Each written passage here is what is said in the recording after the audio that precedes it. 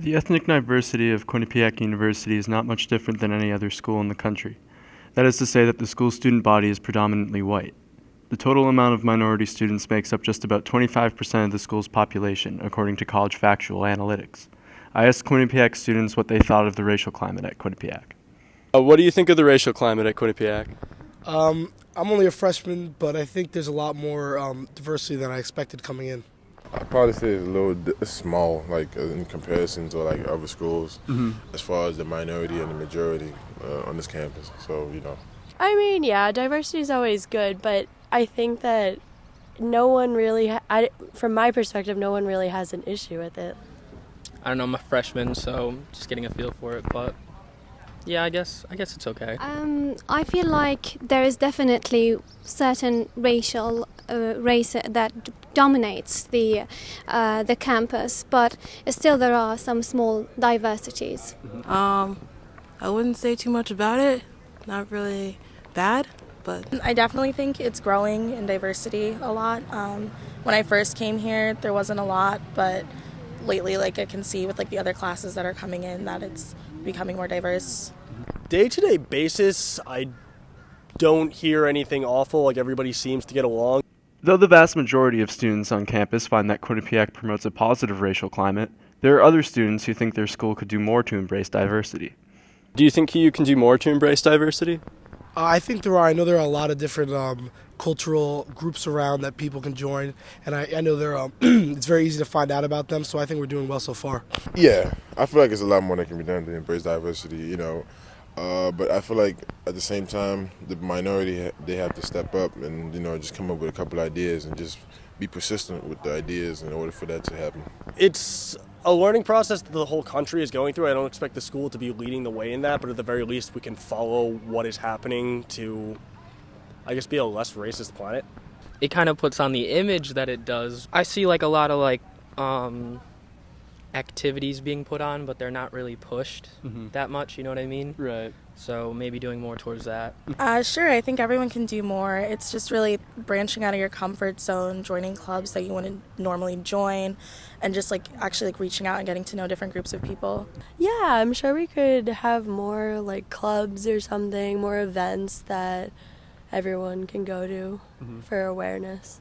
Well, currently we have a lot to do. We have a smaller groups that does a lot on campus. For example, we have the MSA, which does a lot of activities on campus that I really like, and we have a smaller prayer room that I'm very thankful to have because, as Muslims we pray 5 times a day, and it's really important that we have this. There is also the multi-faith room, which I think is very good. So I'm thankful for these small things that we have. However, if you ask Chief Diversity Officer Diane Ariza, Quinnipiac has actually gotten more diverse in recent years. When you think about the diversity of this campus, for the last, I would say, 8 and 10 years, diversity has changed the campus, and some students, even of all colors, I've heard white students say it's not diverse enough.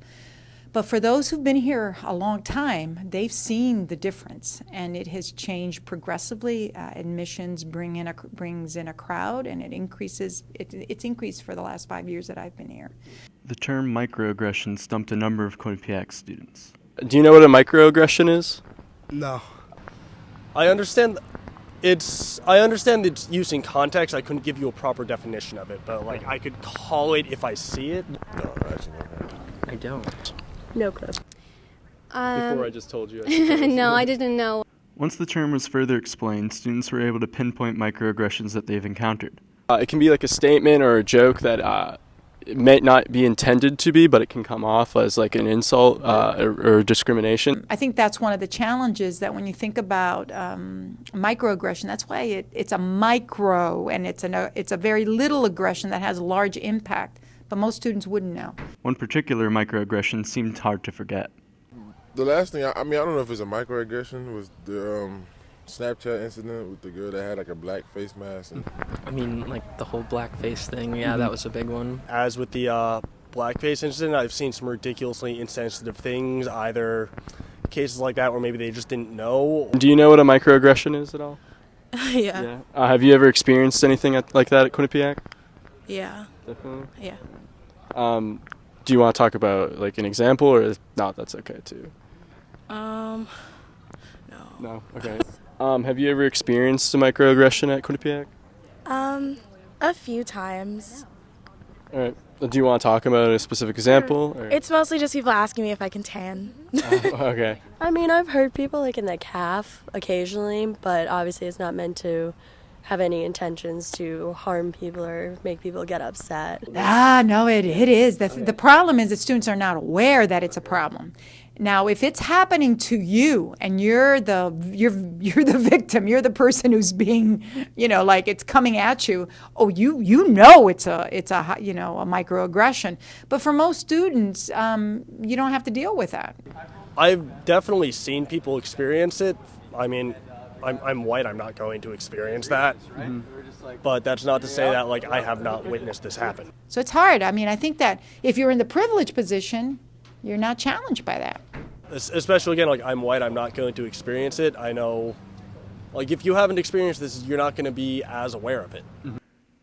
While the racial climate at Quinnipiac may be considered good, the nation's racial climate is anything but. Talking about race can be difficult, but America's educational institutions must be at the forefront of that conversation. Otherwise, how is America's racial climate to improve at all? Drew Johnson reporting from Quinnipiac University, signing off.